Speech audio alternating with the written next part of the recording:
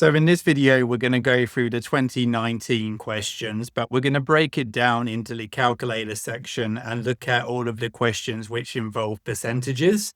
So question 6, for example, we have got a scenario based on conference costs, and we're told the table shows the registration costs for a conference. So if someone was a member and they paid an early bird price, they would pay $250, for example. If somebody wasn't a member and they paid full price, they would pay $295. But we've got all these different costs here based on whether they're a member, a student, etc. But we're asked to find what percentage is the student cost of the early bird member cost. So we want the student cost, which is 150, and we're comparing that to the early bird member cost, which is 250. And we need to turn this into a percentage. So whenever we want to convert a fraction or a decimal to a percentage, we have to times by 100. So if we do 150 divided by 250 times 100, we will find what our answer is as a percentage. You might be able to simplify this fraction and get your answer as well, but I will show you how we do this on a calculator. So we're going to do 150 divided by 250 because that fraction line means to divide. And we want to convert it to a percentage. So if we times that by 100, we will find that our answer is 60%. So that is our answer, 60%. So we'll just put it here, 60%. And we'll make sure we put it in the answer box as well. Moving on to question 10. So all of these questions involve either money or percentages. So this one is more focused on money. It says for the period of the 1st of April to the 1st of July, a water supply company charges a total of $350. And we want to find which of these amounts is closest to the average cost per day. So average can actually mean three things. It can be mean, median, or mode. But in Australian terminology and American, to be honest, if someone says to you, I want the average, they're referring to the mean. That seems to be the one that people default to. So we want to find the mean. And it says which of these amounts is closest to the average cost per day. So it doesn't have to be perfect. So if I think of 1st of April to 1st of July, I don't even need to find exactly how many days that is. I just know that if I go from April to May, May to June, and June to July, that's 3 months. So it doesn't have to be exact because we are finding which one is the closest. But we got charged a total of 350. So we need to take that 350 and share it between the 90 days, or roughly 90 days in 3 months. And again, if we get on our calculator to help us do this, we'll just clear the previous answer. So 350 divided by 90, 350 shared between the 90 days gives me approximately 3.88. So if I put here that the calculator gave us 3.88, so on and so forth, the closest answer to that is B. Okay, so you can see there, I didn't have to be super specific.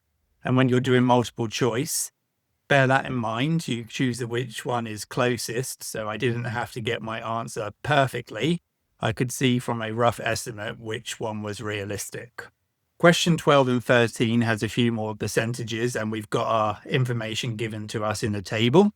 So it says students were concerned about parking at their university. So they conducted a survey of 3,000 students and staff to find out how people usually travel to the university. And the results are shown in the survey. So 600 people drove a car and were the driver. 880 people took some form of public transport. 110 walks, so on and so forth. So question 12 says, what percentage of people surveyed usually travel to the university by car as a driver? So there were 600 people who traveled to the university by car and was the driver. but we need to compare that to the total. So we could add up all these numbers here, or if we go back and read the question again, they surveyed 3,000 students. So it was 600 students or staff out of 3,000 people who were surveyed. So I should say 600 students or staff out of 3,000 students or staff. Again, remember, if we want to convert this to a percentage, we need to times by 100.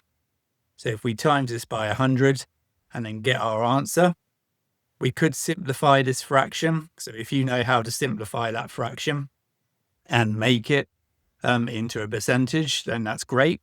But this is the calculator section. So let's get the calculator. Clear once again. And this time we're saying 600 divided by 3,000, which will give us a decimal.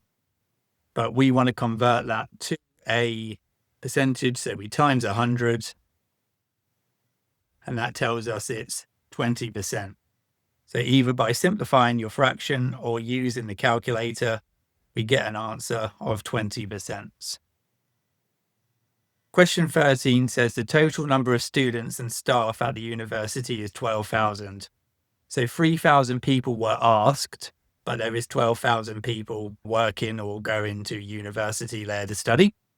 It says using the results of the survey, how many people are expected to usually travel by car, either as a driver or passenger.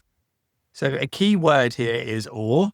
Whenever you see the word or, that should be suggesting to you that you need to do an addition. Okay, in this scenario, we are adding the people who were drivers by car, so that's 600. And we are adding the people who were still going by car, but were passengers. So that's 900. So that's 1,500. But you can see here that it's saying how many people do we expect. So this is where we need to compare how many people were surveyed to how many people actually work there. And this is an example of a rate, because you're expecting the rate to stay the same. If we double the number of people who are being surveyed, for example, we would expect double the number of people who drove a car. So say if we surveyed 6,000 people, twice as much, we would expect all of these numbers to be twice as much as well. But we surveyed, I'm just trying to highlight for you, we surveyed 3,000 students, and we're looking at 12,000 is actually how many people who work there. So what I will do here is I will say 3,000 into 12,000 goes 4 times. So if you times this number by 4, you will get 12,000. But that means you would need to times all of these numbers by 4 as well to make it comparable. So we could either times all of these numbers by 4, or we know 1,500 people from the survey took a car, whether they were the driver or the passenger. So if we then do 1,500 times 4, then that will tell you that your answer is 6,000. So 6,000 is our final answer. And again, you could use a calculator to help you do that. But we had 4 times as many people compared to our survey. So all of the categories would be 4 times as big as well. That's how this works. It is a rate. Question 19 is another table with lots of percentages in it. And this one's got quite a few numbers, actually. So this could be a little bit confusing on first look. So it says the table shows how Australians responded to a question on the census in 2006 and 2011 about the language they spoke at home.